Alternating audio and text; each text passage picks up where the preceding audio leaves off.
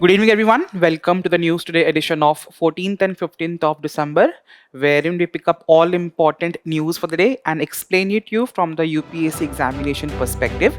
So let's look at the important topics which we will cover today.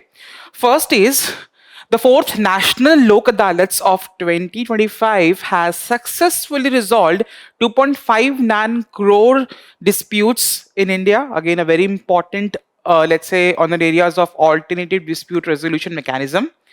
Then there is also an idea that India's leadership role in the sustainable Indian Ocean blue economy, how it is going to happen, what is India's strategy, we are going to discuss over here.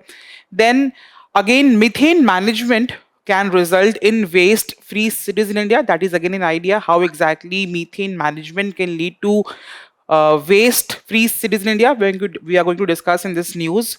Then India has added two more wetlands into the Ramsar list, increasing the total number to 96. Very important for prelims point of view. And then a report has highlighted India's employment prospects, which is again talking about the ideas of pathways to job, which is released by National Council of Applied Economic Research. We're also going to discuss certain quick updates for the day. So the very first news is Lok Adalats, the fourth National Lok Adalats has successfully resolved 2.59 crore disputes in the country. So Lok Adalats, very important topic for your examination for GS paper number 2, right? And also specifically from the topic of, let's say, prelims point of view, what are Lok Adalats, how are they formed, what are their constitutional basis, right? So Lok Adalats are basically alternative dispute resolution mechanisms. What exactly this alternative dispute resolution mechanism? For example, you understand, if I ask you what is the one major problem which the Indian judiciary is facing, the common problem is, and the most common problem is, the pendency of cases or huge pendency of cases in judiciary. So this is where we have alternative dispute resolution mechanisms. There are different other ways in which disputes pending in the court can be settled in an alternative format, and one of those is Lok Adalats, right? So Lok Adalats are the one who are resolving some pre-litigations cases as well, who have not moved to the court.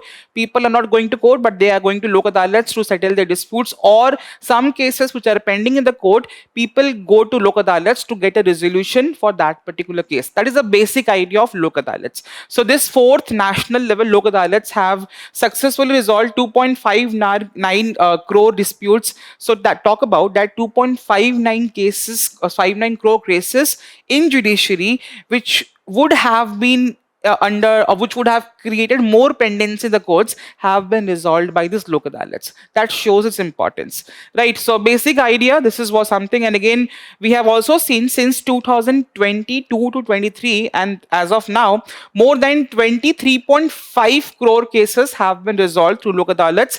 So that is, it's showing that how important it is with respect to the reduction of backlog of cases of judiciary is concerned. So let's look at the constitutional basis of these Lok Adalats. What are these Lok Adalats? As I discussed, so these Lok Adalats are alternative dispute resolution mechanisms, right? So they are basically people friendly court. Why are we calling it people friendly court? Because they are giving very speedy justice and they are very cost effective in terms of how cases are resolved over here, right? So less amount of money is being spent with respect to getting the justice over here, and instead of going for long court cases, disputes are basically resolved through mutual agreement between the parties or through consensual basis. Clear?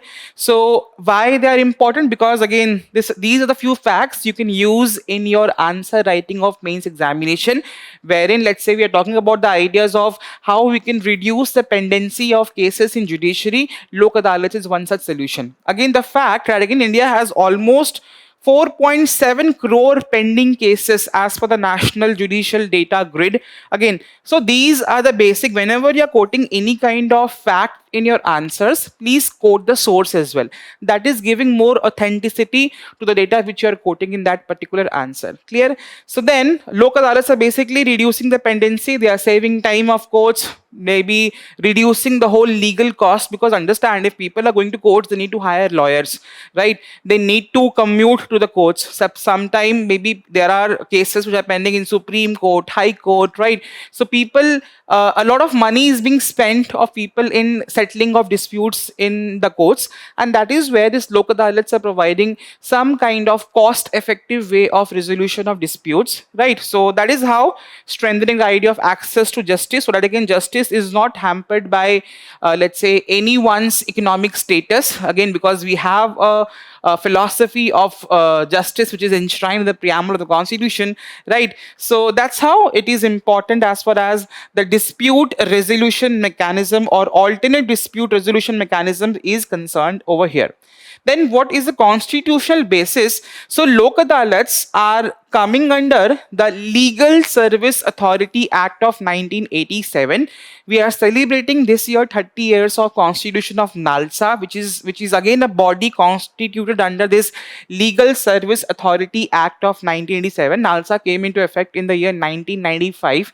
We are in 2025, so we are celebrating 30 years of commencement of NALSA as a body coming under this Legal Service Authority Act. Again, you tell me you understand there is one DPSP in the constitution which talks about the ideas of free legal aid, or maybe talking about the ideas of justice, right? So to go by this, so that again no person in the country is denied of justice just on the basis of his or her income status. This is where the Legal Service Authority Act is trying to promote the idea of justice, or a justice which is very equitable, justice which is very accessible through this particular act, right? So again, they are basically called as alternative. Kyun bola gaya hai? I discussed, because we are not going to the normal courts, we are going to other bodies or other institutions which are settling the cases. That is why they're called as alternative dispute resolution mechanisms, right? The objective of course here is to reduce the pendency, to promote consensual settlements. Both parties are coming together,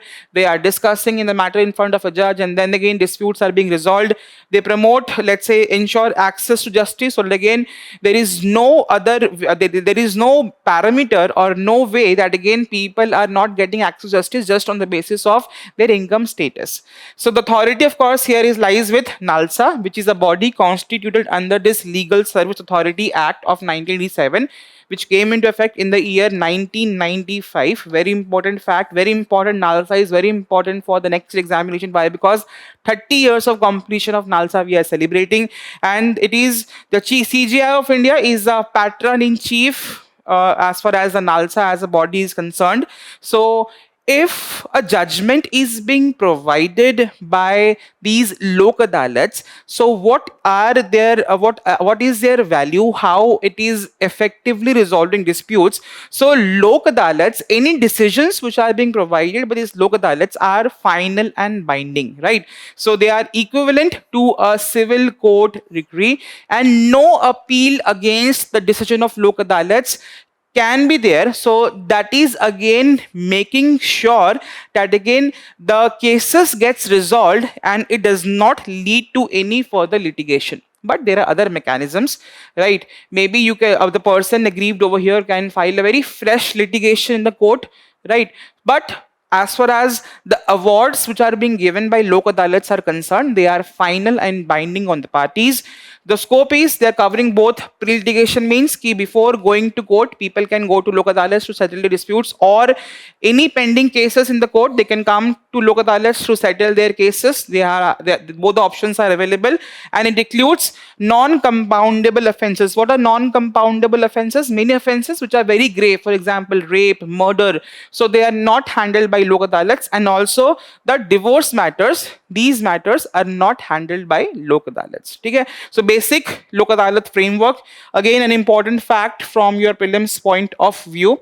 Then lok adalats are basically of different types. One is called as a national lok adalat. So national lok adalat, the fourth national lok adalat which is being set up, which has solved 2.59 crore cases. So they are conducted simultaneously across country on a single day. And again, the Lok Adalats are being handled at four levels. One is national level, state level, district level, taluk level. So across all these four levels, the national Lok Adalats are constituted on a single day, and all let's say pending cases are being resolved. So the idea of course here is to clear large volume of pending cases at once. Then we have other type which are called as permanent Lok Adalats. So these are set up from time to time, right? But these are permanent Lok Adalats, which are solving disputes related to public utilities. For example, disputes of transport, postal, telegraph, electricity, water supply, which do not have, let's say, the value of case beyond 1 crore rupees. So all of these are handled by permanent Lok Adalats. Then we have e-Lok Adalats, which are being set up in an online format, where again they are using digital platforms, allowing remote participations. People who cannot travel, people who cannot go to these places also, through an e-format, through online format, they can get a speedy resolution through these e-Lok Adalats. Then we have mobile Lok Adalats. What is mobile Lok Adalats? Not in mobile. So there are temporary setups which are traveling from areas to settle disputes. For example, they travel from places to places and they bring justice even to the remotest area of the country. So these are different types of Lok Adalats, again important from your prelims point of view. Then as far as the whole setup of Legal Service Authority Act of 1987 is concerned, it created NALSA, SALSA, DALSA, and again at taluk level we have this body. So there are four tiered structure with respect to providing legal services in the country. Just like we have integrated independent judiciary, we have lower courts, high court, Supreme Court. In a similar manner, we have a four tiered structure under this Legal Service Authority Act, which is ensuring let's say alternative dispute resolution mechanism. We have NALSA, which commenced in the year 1995. So we have National Legal Service Authority, headed by of course Chief Justice of India, and it provides policy direction and regulation respect to providing legal aid in the country. Then we have at state level, again it is coming under the CGI of respective High Court and the executive chairman. It implements all the policies which are being implemented by NALSA at a state level, and they are of course organizing Lok Adalats at state level. Then at district level, we have District Legal Service Authority under District and Sessions Judge.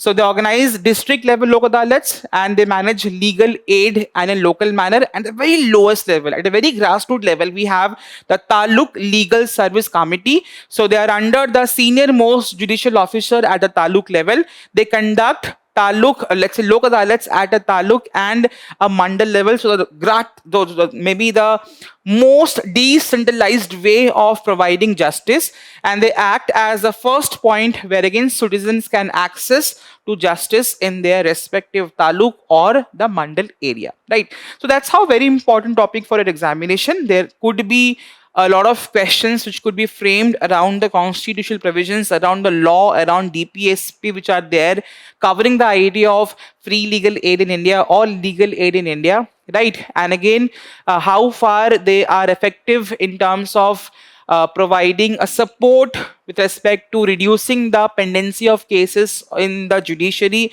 There could be one solution of Lok Adalats which can be mentioned in your answers. So multiple way you can use this news in your prelims as well as in your mains examination in the UPSC. Then we have the next topic, India's leadership role in the sustainable Indian Ocean blue economy, right? So Indian Ocean is a very important strategic let's say ocean, and specifically for India.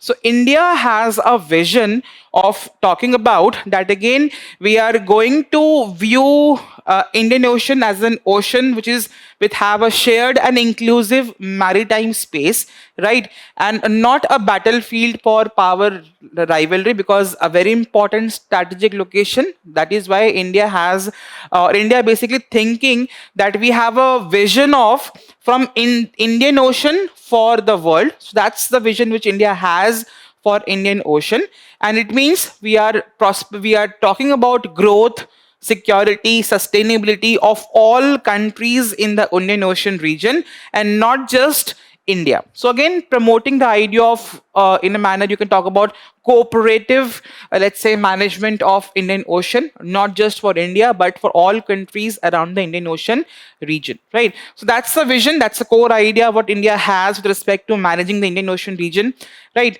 So what are the challenges which has recently come forward with respect to Indian Ocean region? So again, first of all, you talk about any problem, environment comes into picture. So we have a problem of climate change, which is again impacting Indian Ocean region. How they're impacting? Because the seas, of course, with global temperature rising, the sea temperatures are also rising, which is again, let's say, hampering the ecosystem of the ocean, right? So seas are getting heated and acidified, and which is again leading to the melting of glaciers, is leading to sea level rising, increasing the risk of coastal countries and islands due to what? Floods. Then we have ecological degradation. So the ecology of the Indian Ocean is also getting degraded due to illegal, unreported, and unregulated fishing in the Indian Ocean region. Very important parameter, right? Because every organism in an ecosystem plays a very important role with respect to how that ecological balance is being maintained over here. But with this illegal, unreported, and unregulated fishing, it is impacting the ecology of Indian Ocean as well. So this damages the marine biodiversity and fish stocks. Then we have socio-economic instability. Many people are dependent on Indian Ocean specifically for their employment, right? So livelihood of coastal communities are eroding because of these two challenges. And again, there are frequent storm surges, there are coral reef degradation, which are caused, of course, by climate change, which is weakening the social stability of the Indian Ocean region or the people who are dependent on these specific region, right? Then let's talk about what is India's blue ocean strategy. So India is planning that, again, whenever we talk about the management of Indian Ocean, we should have an idea of cooperative management. What is cooperative management? That again, we are seeing Indian Ocean as a common and shared space. Clear? Number one, that's a strategy India has. And then we are focusing on, number one is the biodiversity protection. Number two is sustainable fisheries. Number three is ecosystem restoration, something which has been damaged. We are planning to restore it. And a common security, not a competitive exploitation. Many countries, again, because of course they're of, let's say, internal economic interest. So that is not the vision of India. We are planning to have a common security around the region as well. Example, we are leveraging Mahasagar doctrine, which is promoting the idea of collective growth and security. Of course, you must have read Sagar. So Sagar has been, let's say, updated to Mahasagar, which is aligning with this whole idea of cooperative management of Indian Ocean. Again, an important fact for your prelims examination. Then we have climate resilience, right? So again, climate change is happening. We all know this, right? So with respect to Indian Ocean, we are planning that, again, we should adapt to the changing nature of climate with respect to management of Indian Ocean. So India is basically focusing on how we can prepare and adapt to climate change. So again, what we have proposed is, we are proposing the setup of a regional resilience and ocean innovation hub, which is going to talk about the idea of climate resilience. And the purpose, of course, here is to improve the early warning system with respect to disasters happening in the Indian Ocean region. Then again, strengthening ocean observation networks and sharing technology and data with all Indian Ocean countries. Then we have inclusive growth. Again, that's the vision of India. Again, we should not grow, we should not see Indian Ocean as only ocean for development of India, but again, growth for all as well. That's an idea which India has been promoting, ensuring that the blue economy, that is the ocean economy, is going to benefit all countries which are there in the Indian Ocean region. And the key sectors which are let's say, discussed, which is going to promote growth, of course, here is by promoting green shipping, again, a sustainable way of shipping, which is not going to degrade the natural ecosystem of the area. Then again, offshore renewable energy resources. Then again, sustainable aquaculture and marine biotechnology. That's the basic areas which is going to promote inclusive growth around the Indian Ocean region. Then we are also leveraging financial momentum. Everything the management requires money, right? So that is where we are going to have mobilization of money by leveraging international, let's say, initiatives. For, let's say, we have Blue Economy and Finance Forum of 2025. We have One Ocean Partnership, which is of course very important, launched in Conference of Parties 30, happened in Belém, Brazil, which is aim is to mobilize $20 billion for ocean action by 2030. So of course India can propose an Indian Ocean Blue Fund, right, which is going to channel all funds with respect to how we are going to manage Indian Ocean in a sustainable manner. That is why I'm talking about the ideas of leveraging financial momentum around this particular topic. So this is a vision of India as far as the management of Indian Ocean in a cooperative manner is concerned. But why Indian Ocean is so important for India? What is its importance? So let's talk about this. So 95% of India's trade by volume, again, this fact is very important, again, by volume and by, let's say, by value. So 95% of India's trade by volume and 68% by value is happening or is passing through Indian Ocean. That makes this ocean very important for India. And 80% of India's crude oil requirement is imported through sea, and that is telling that how much important Indian Ocean is for India. Then with respect to resource dependency, India has 2.2 million square kilometers of economic zones, right? So that is again showing its dependence of India on Indian Ocean region. Then again, a coastline of around 11,000 kilometers. We have a lot of fishing sector dependent on these particular oceans. For example, we have the captured fisheries has reached 44.95 lakh tons by 23-24. All of these the basic facts हैं, आप इनको use करोगे अपना answer writing में, right? India has exclusive rights in the Central Indian Ocean for deep sea mining of what kind of materials or what kind of things? Manganese, cobalt, nickel, and copper. So these are few facts around Indian Ocean that makes Indian Ocean important for India. There are a few other. For example, we have security linkage. Indian Ocean is, apart from economic benefits, it is very important for security concerns for India, because all of you know about the 2008 Mumbai terrorist attacks.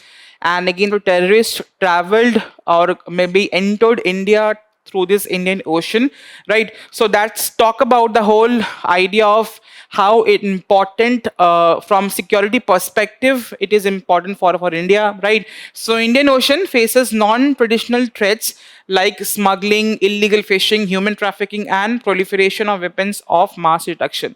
So that is making Indian Ocean management very important for India, and that's where India is talking about that how we are going to see this Indian Ocean and how we are going to manage in a very inclusive, cooperative manner the whole region, which is going to talk about the whole idea of promotion of blue economy in that particular region. So very important topic for your prelims examination, the basic facts what we have discussed.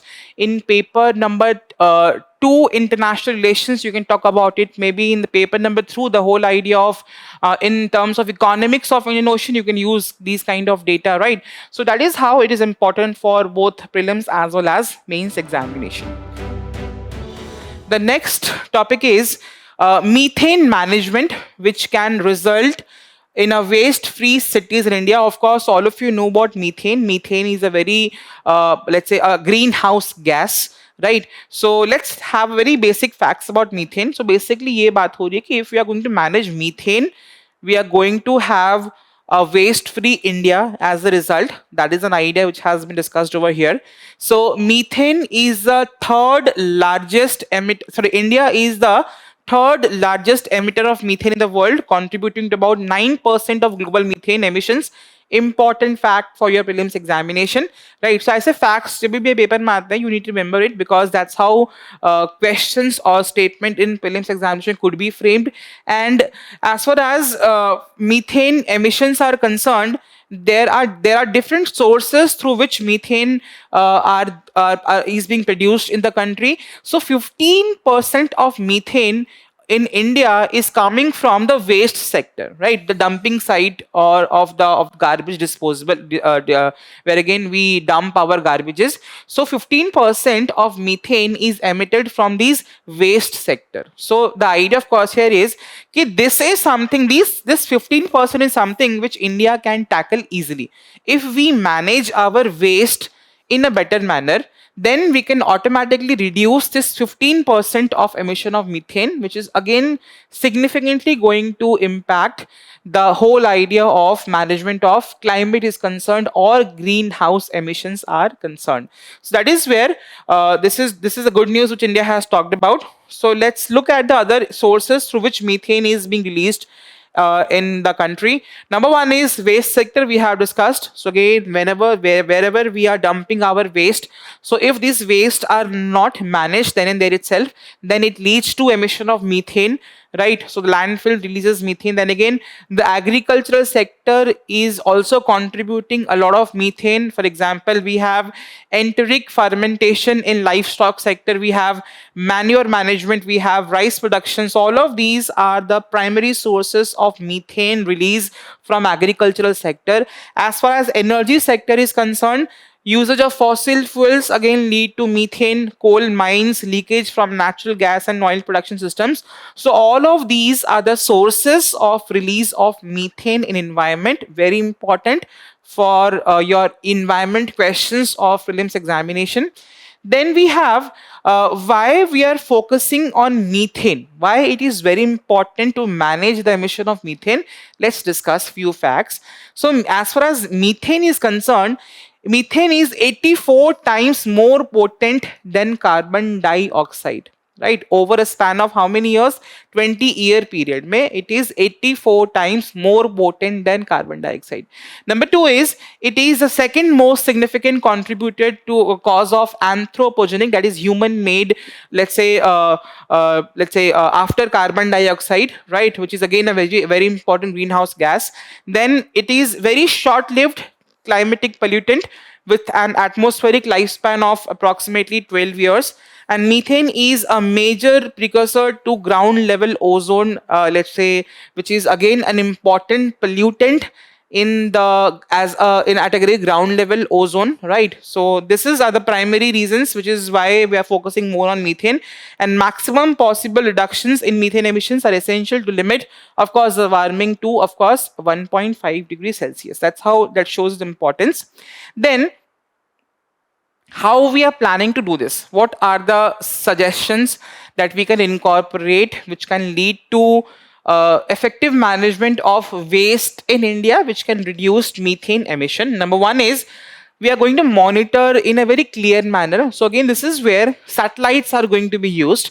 So with respect to the satellites, which is going to talk about how and what are the primary and the major sources through which methane is released into the environment. So regional scale data shows overall trends, right? And then high resolution data points is coming down from satellites. So recent few of the hotspots which have been identified by some satellites are Pirana in Gujarat, Deonar and Kanjur Marg in Maharashtra, and Gazipur area of New Delhi are the primary hotspots of methane emission in the country. That shows that how satellite is going to help us identify the primary major sources of methane emission in the environment. Then we are going to mention strengthening source segregation. Again, under Swachh Bharat mission, we have different kind of garbage collection system: wet garbage, dry garbage, right? So wet garbage are the primary sources of methane release. So segregation of garbage at the very source level, it is something going to help with respect to cut down the methane emission from this waste. That is talking about the ideas of enforcement of segregation of wet, dry and hazardous waste at the very source. And and proper segregation, of course, is going to reduce methane. That is where, as good citizens, whenever we are collecting the waste at our home, we need to segregate in basically three formats: that dry, wet, and let's say hazardous waste. That's how we can talk about the effective management of methane. Then we have the promotion of waste to energy and bio CNG. So again, waste can also lead to generation of energy. We have Govardhan project of the country from the livestock sector. So wet waste can be used for the production of biogas and bio CNG. So that's how productively capturing methane can lead to energy generation, and again in a sustainable manner. Then we have expanding scientific landfill solid waste management rule talks about it. That again, the big dump in the Gazipur area or the Azadpur area, that can be effectively managed. The legacy wastes which are there, which are primary sources of methane emission, they can also be better managed if we manage the solid waste in the country, right? So we are going to replace open dumps with engineered landfills, so that again there is no emission directly to the environment, right? So these have gas collective systems. We have Lechathe management system. So this controls methane and prevents environmental damage caused due to this. And then we need to identify actions through nationally determined contributions, right? So we need to align waste policy with climate goals under the national determined contribution. That again, how effective waste management can lead to reduction of methane, and at the very same time contribute to the idea of cutting down of greenhouse gas emissions of India, right? So again, these are the major prominent ways through which methane, let's say, emission can be reduced. So again, a very important topic for an examination for GS paper number 3, environment and ecology.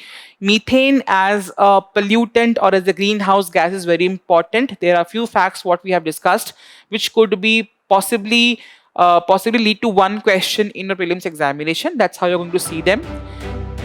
Then the next topic is, again, whenever we talk about Ramsar sites, right? So we talk about wetlands. Wetlands are very important for the overall balance of ecosystem of Earth, right? So from India, 2 new wetlands have been included in the Ramsar list, which makes Indian wetlands number to 96 in the Ramsar list. So as of now, we have 96 wetlands in India which are coming under Ramsar Convention or Ramsar sites. So the 2 of them are, first is in the Silisar Lake in Rajasthan, right? So very important. Whenever new sites of Ramsar are there, they become important questions for your prelims examination of next year, right? For example, place in news, a type of questions could be framed. They can give you as the following questions: these lakes and how many of them are there in the Ramsar list of India, right? That's how questions are basically framed, right? So it is located in the Paitpur Alwar district of Rajasthan, which is coming under a semi-arid zone,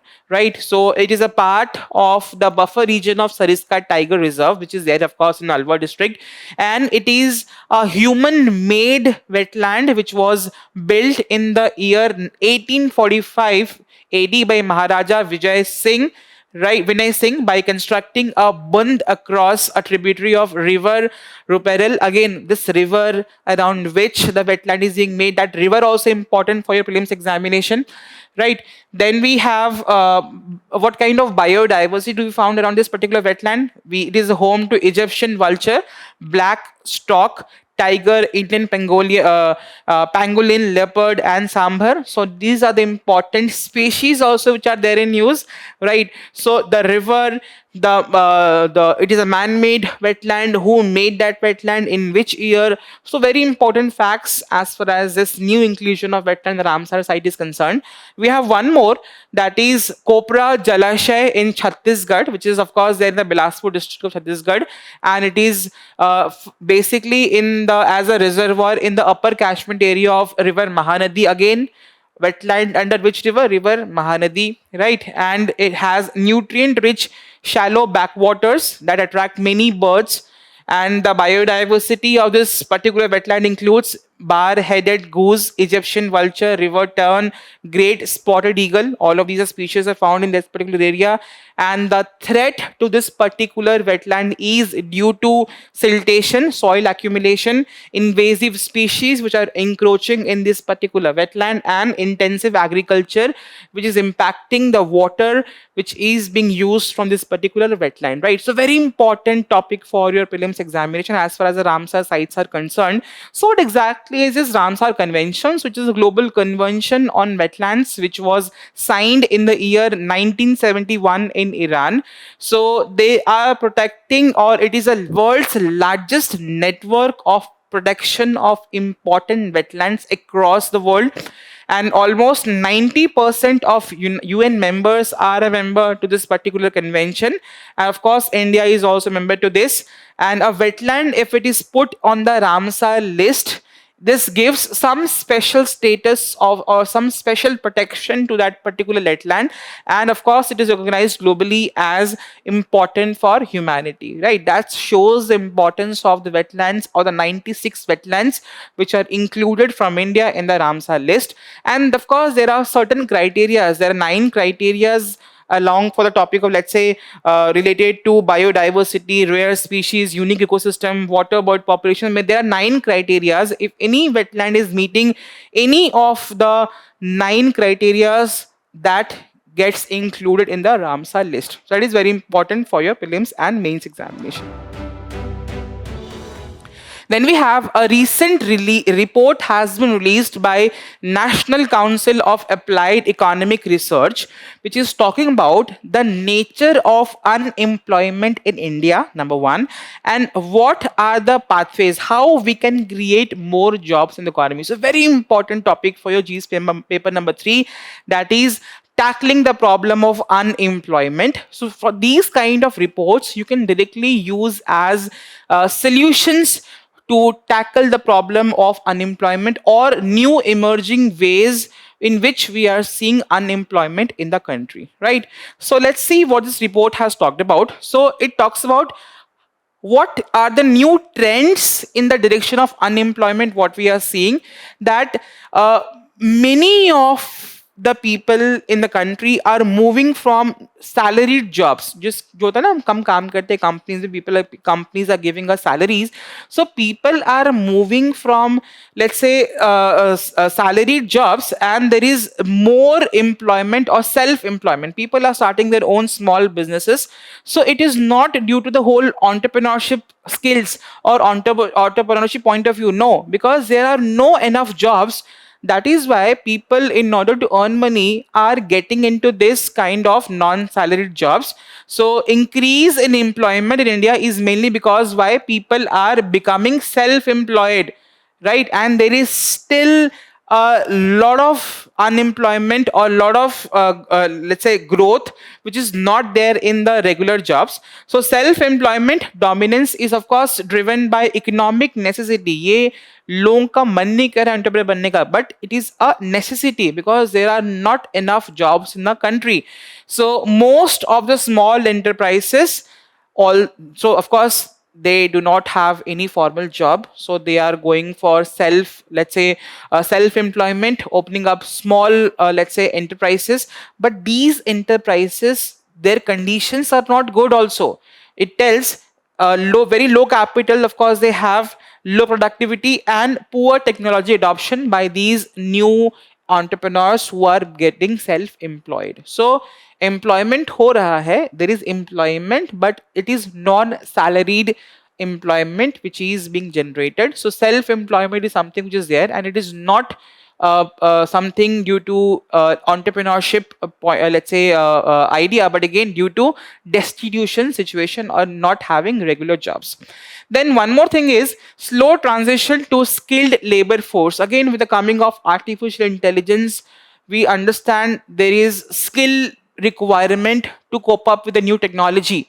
But overall, if we talk about skilled labor force, workforce of the country, India is still having less skilled labor force, right? And there are a lot of medium skilled jobs which are growing in service sector, manufacturing sector, which has a huge scope of employment generation is still relying on non-skilled job. So जो manufacturing sector job creation कर रहा है, it is still a non-skilled job creation, which is very much let's say a concerning matter, right? So skilled job creation in the economy is less.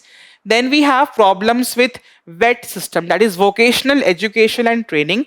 So there are many let's say ITIs in the country, so there are many vocational training institutes, but these institutes face some kind of structural challenges. What are those? Seats are there, but there are unutilized seats. Then again, poor placement rates, vacant instructor, weak industry linkage, seen as fallback option, not as first choice.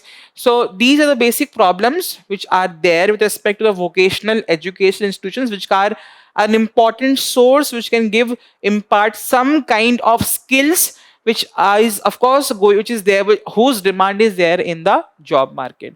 So this paper talks about these three basic structural, or these three basic trends around the topic of unemployment in the country. It has suggested some suggestions as well, how we can create more jobs in the economy. So number one is demand. Of course, basic rule of economics is, if demand in the economy is increased, it means what? It means people are demanding more goods and services. So for that, of course, there has to be more goods and services. For the production and let's say getting these good services, we require people to involve to produce these goods and services, and that is again leading to job creation, right? That's a basic layman understanding of employment generation through demand side, let's say, jump, right? So this is focusing more on boosting demand. So demand बढ़ेगा तो जितने firms उनको और manufacture करना पड़ेगा. If they want to manufacture more, they need to employ more people, and that's how employment will be generated. So domestic consumption increase can lead to more employment generation. And of course it is going we have one scheme, of course you must have read, production linked incentive scheme. What exactly is this? Let's say in 2023 I have produced 100 units of, let's say, one product in as a company. In 2024, if I'm producing, let's say, 150 units of product in the next year, so under this PLI scheme I have produced 50 extra units from my subsequent year, and the government is going to give me some incentive on this extra 50 units which I have produced. That is an idea of production linked incentive scheme, which is there in the manufacturing sector of economy.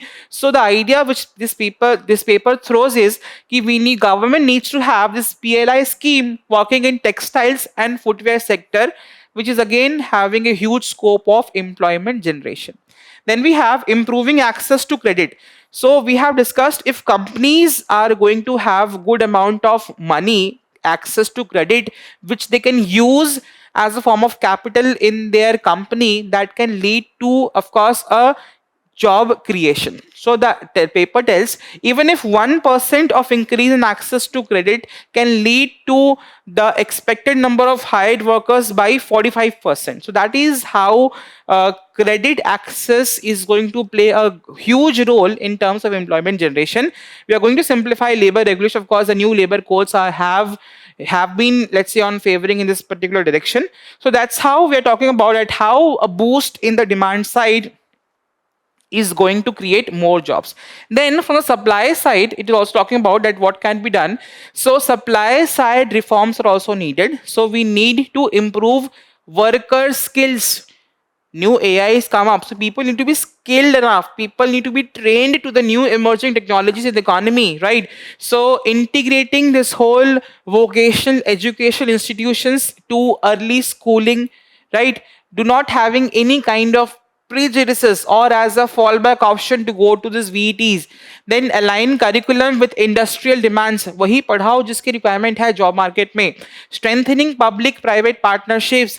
Increasing public investment in skilling to match the global standards, right? That is how we are going to create skilled workforce in the economy, which is again going to create maybe increase the employment opportunities in the country. Impact is, it is going to be increasing the share of skilled workforce by 12 percentage points through formal skilling, and it can lead to more than 13% of increase in employment in labor intensive sectors by 2030. So this is something which this paper talks about, that again what are the key trends of unemployment in the country and what are the possible solutions through demand side, through supply side, what could be done in order to improve employment situation in the country. Very important, you can use these content in any question which talks about the idea of unemployment management. What are the emerging trends and how we are going to solve the problem of unemployment in these manner, which this paper has discussed. Clear? Now moving on to the quick updates of the day. So the very first is supernova stent.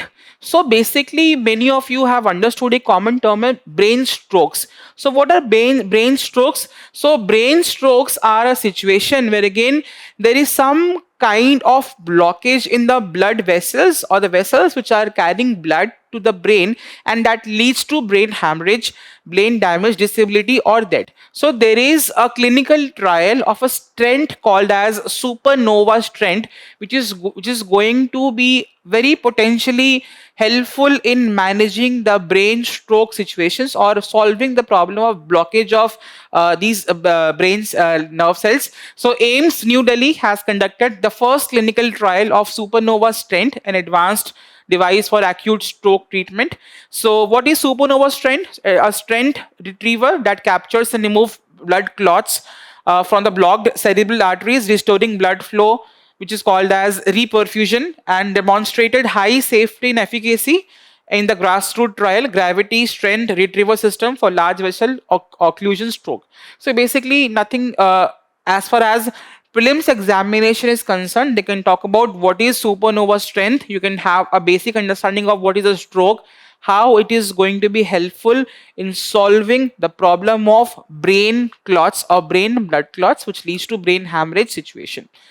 Then the next topic is Emperor Perumbigdu Muthairiyar II. So he was in news. Why? Because the president of our country has released a stamp in with respect to maybe commensurating the contribution of this particular emperor. So this is how history comes back to you, right? So if this emperor is in news, you're going to have a basic reading of the background of that particular emperor, which dynasty it belonged to, and that is making this topic important from all topics of ancient history or medieval history, important for your examination, right? So it is also known as Shatru Bhayankar. He was also known as Shatru Bhayankar. So he belonged to the Pallava dynasty. Region was central Tamil Nadu. The period was 705 to 745 AD. The capital was Tiruchirappalli. The administration of this by the emperor was strong governance and territorial consolidation. The culture was the pattern of temples, endowments, and Shaiva scholars and Tamil culture. So that's how very important for your prelims examination. The next news is Geminid meteor shower. So again, meteors, of course, you must have read in geography. So meteor showers are there. So recently one was observed. So this was seen worldwide, which was very bright yellow in colors and very fast, and they are peaking in the periods of mid-December, what we are here as of now, and they are releasing approximately 120 meteors per hour. So what exactly are these meteors? So basically they are called as shooting stars, which you see and you ask for wish. So again, this is a completely geographical phenomena, right? So it is a meteorite burning in the Earth's atmosphere. What are meteors? So basically they are space rocks or debris. So whenever they, let's say, are bursting, they are burnt in the space. That is how they are seen visibly through naked eyes in the sky, right? So they completely get burnt up, and some amount, whenever they are not burnt, they fall back to the Earth's crust, and they are called as meteorite. So that's how it was important, because a topic from geography was there, so that becomes important for your examination. The next topic is Operation Thunder 2025. UPSC usually asks questions like Operation Thunder was in news. It is related to what thing? So basically on an idea of wildlife crime, in order to conserve let's say wildlife species which are internationally traded. So under this Operation Thunder, 30,000 live animals were captured and seized in the global crackdown of wildlife crimes. So what exactly was this operation? It was coordinated by Interpol, then World Customs Organizations, and it was supported by International Consortium of Combating Wildlife and Forestry Crime. The global mission is to, of course, intercept illegal wildlife and forestry trade, and it aims, of course, to identify, disrupt, and dismantle criminal networks across supply chain. So again, operation, important question for your prelims examination. Then these institutions also become important. You're going to read about them as well. Then we have Tamil Nadu's CBMRV system. So basically, community level management of climate change is an example which Tamil Nadu has been doing. You can use it as an example in your mains answer writing. This could also be a question in a prelims examination, wherein a community participation in climate change management of the country is concerned.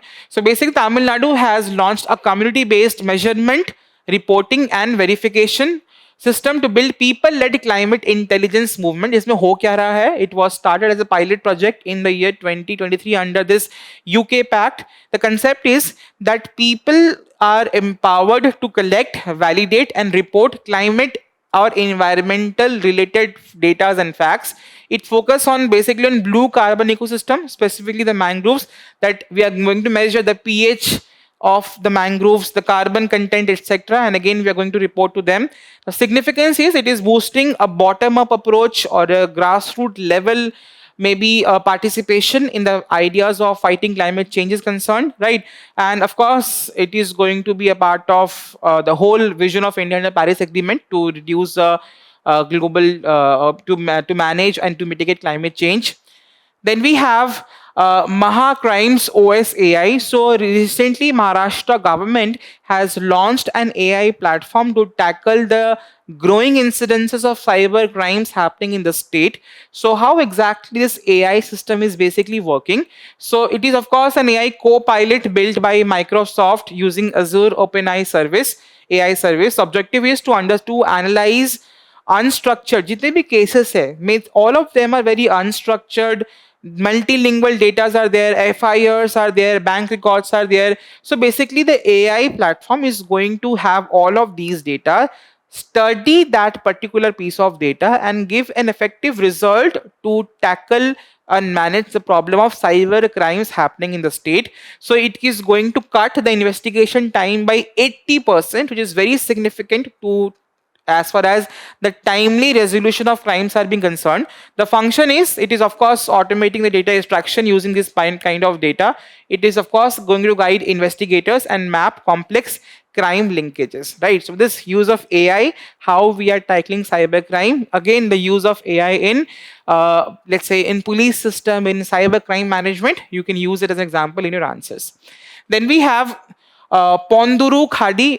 It is a GI tag from Andhra Pradesh, which has recently got a GI tag. So it is basically Ponduru Khadi is found in Sirikulam in Andhra Pradesh, which has been given a GI tag. So what kind of it is? It is basically a type of cotton which is made from short staple pest resistant hill cotton. It is supporting chemical free farming. So of course GI tags are being given to products which are found in only specific geographical location.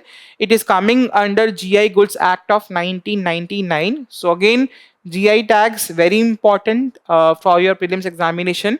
Then we have Lunarcrete, or you also talk about concrete, the roads. So under this Lunarcrete, we are trying to build concrete base kind of a system in moon, so that the space landings can be made more, let's say, easy, economical. So that is the basic idea. So scientists are basically exploring the idea of Lunarcrete, or a long-term, maybe for the idea of long-term lunar habitat. So what are these? So basically, hypothetically, we are thinking of creating a concrete-like material from lunar regolith, right? So the objective is to enable affordable on-site construction suited to low gravity and no atmosphere conditions. And ingredients, of course, is going to be just like to concrete. We are going to have aggregate, water, and cement. The problem is ki we are having a limited availability of water in moon. That is going to be a challenge with respect to creation of this lunar crete. Again, a very important concept, right? Then we have thalassemia. Again, a new private members bill has been introduced in the parliament, talking about the ideas of national blood transfusion bill. So thalassemia is basically a condition which is basically inherited disorder, where again the blood is not or low hemoglobin production is being done in the blood. So of course it is causing fever, short-lived RBCs, again less iron absorption, anemia condition, poor oxygen delivery, and prevents patients typically need regular blood transfusions. So for this regular blood transfusion, a new bill has been introduced, what we call as a private member bill, to regulate the collection, testing, and processing and storage of human blood, which is going to be used for patients which are having thalassemia as a condition, right? So with this, we come to an end of today's news discussion. All important questions which could be framed from the topics which I have discussed will pop up in your screen. Now, please solve those questions. That's how you get a sense of confidence that again, I have read the topic. I am able to solve questions which could be framed from the news what I have discussed and what I have read today. That's how you're going to prepare current affairs for an examination. Lastly, Bhushan has come up with a digital current affairs platform. Please go and explore this website. It is going to certainly help you a lot in terms of your current affairs preparation for the examination. With this, we come to an end. All the very best and thank you so much.